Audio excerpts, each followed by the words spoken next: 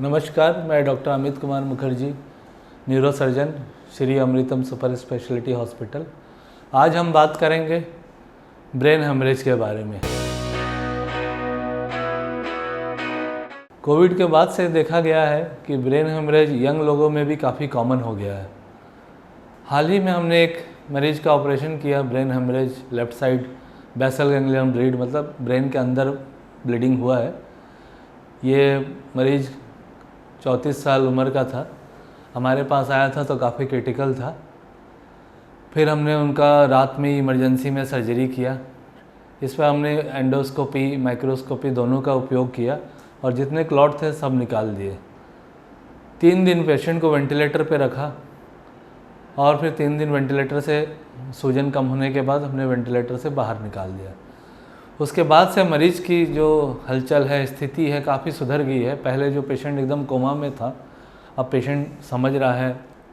बात करने में समस्या है, चूँकि उनके लेफ़्ट साइड में ब्लीडिंग हुई है तो बात नहीं कर पा रहा है, बट वो समझ पा रहा है जो भी हम बोल रहे हैं। और राइट साइड की हाथ पैर में वीकनेस है। लेकिन ये सक्सेसफुल इसलिए हुआ कि वो टाइम पे हॉस्पिटल आ गया और टाइम पे ऑपरेशन हो गया। तो टाइम फ्रेम बहुत इम्पॉर्टेंट है। जो न्यूरो के केसेस होते हैं, जो ब्रेन हेमरेज हो गया, स्पाइन के केसेस होते हैं, इसमें समय का बहुत ही बड़ा महत्वपूर्ण योगदान है। आप एक टाइम फ्रेम के बाद आएंगे तो फिर हम कुछ नहीं कर सकते।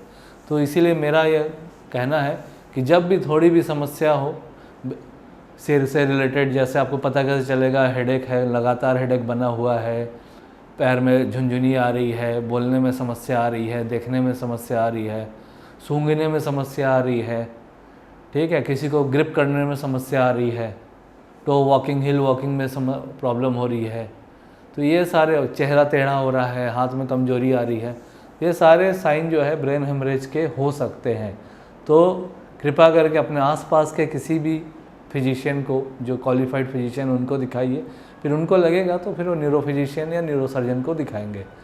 100 में से सिर्फ 10 लोगों की सर्जरी की आवश्यकता पड़ती है, 90 लोगों की सर्जरी की आवश्यकता नहीं पड़ती है, वो दवाइयों से ठीक हो जाती है।